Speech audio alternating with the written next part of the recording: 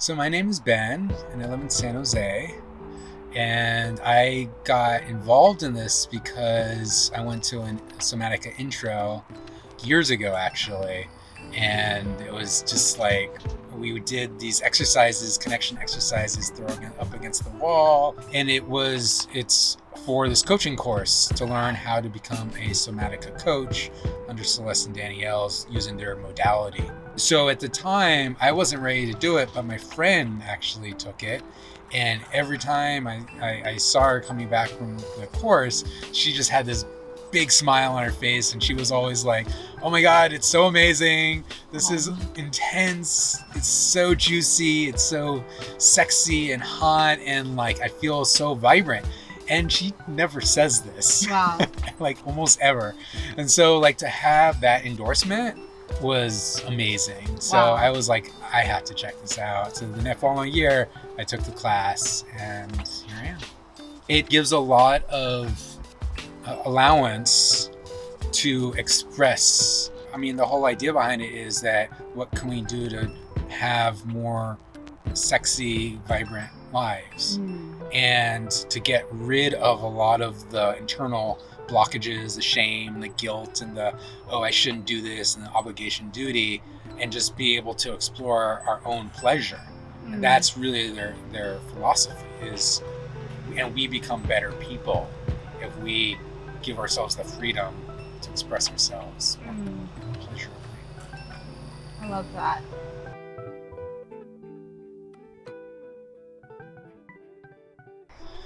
So I really enjoy really starting to sink in with someone and spending a lot of good quality time. I used to enjoy the feeling of movement and traveling and going around, and I still do. I love moving my body. I love dancing. I love singing. I love listening to music and looking at art. But I really enjoy doing that with someone.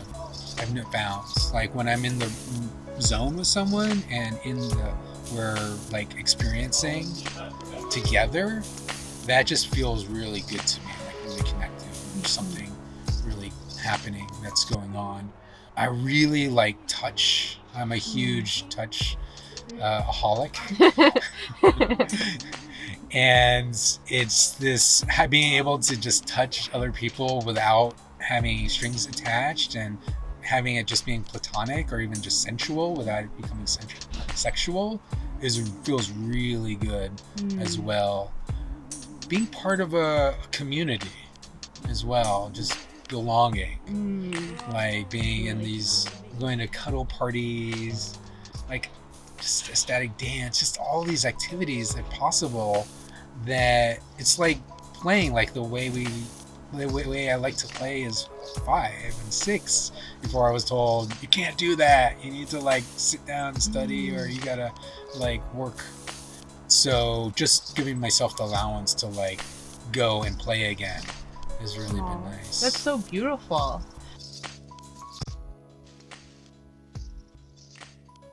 What really makes me feel alive is a sense of possibilities. When I'm like in the middle of a creative process, like I do a lot of software engineering, and so when I'm building software that has a goal and will basically do something and like help a user, or a user could use it to like give themselves ease around their work, or pleasure around some entertainments, like whether it's a video game or a movie, animated movie or something. That's really fun. Just empowering people. Then also what will give me pleasure, again, like I said, is like touch. Like I love touching, and I love receiving touch as well. And I like also sinking down, like just spending really good quality time with someone. Just, having a nice afternoon, going to the beach, going to the park, just running around, going dancing.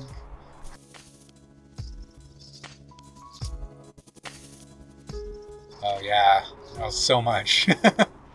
So first of all, I totally want consent to be taught like as early as possible, like 5th grade, just to give children the ability to know I can say no. whenever I want. I'm not obliged to do anything I don't want to do. I am fully within my own power, and yeah, no is really critical because it gives us an opportunity to be more sure about what we really do want as opposed to feeling obliged. So learning about consent, learning about healthy relationships, about healthy boundaries as well, super important. I mean, everything we do in Cuddle Party, there's no reason you can't do that with, with middle schoolers or even elementary school kids. Like, it's just for some reason our society has a stigma against allowing people to express themselves fully, their desires fully as children. It's like with taboo or something. There's a very hierarchical mentality around it currently, which we'd be better off if we broke that. Right. Yeah, and then I mean all the actual how to have intercourse or whatever, like you figure that out. Right.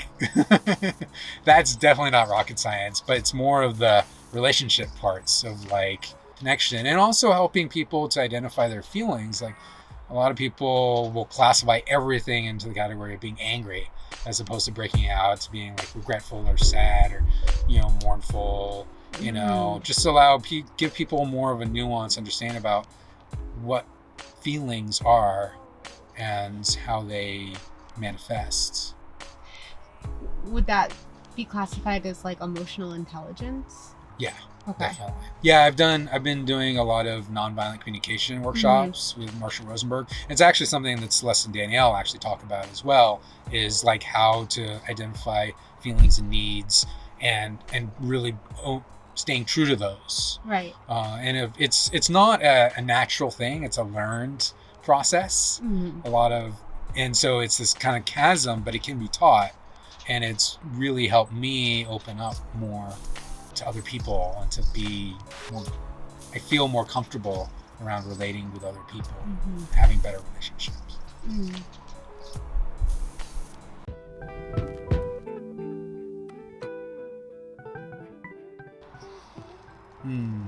In a world without shame, I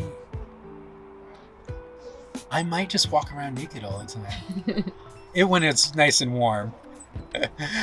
In a world without shame, I would probably express my vulnerability to everyone I met. Whether it was a stranger, a coworker, family member, I would just be like, this is how I'm feeling. And I'm feeling great, hopeful. I had an amazing sexual experience last night with this amazing person. We just rocked each other's world. And yeah, that'd be great. Or I'd be able to say, I'm having a really lousy day today and I feel depressed and I feel awful. Yeah. It takes a lot of time and effort to get there. But yeah. If I didn't have any fear of judgment from anyone else, I would just be like, this is how I am right now. Right. Take it or leave it,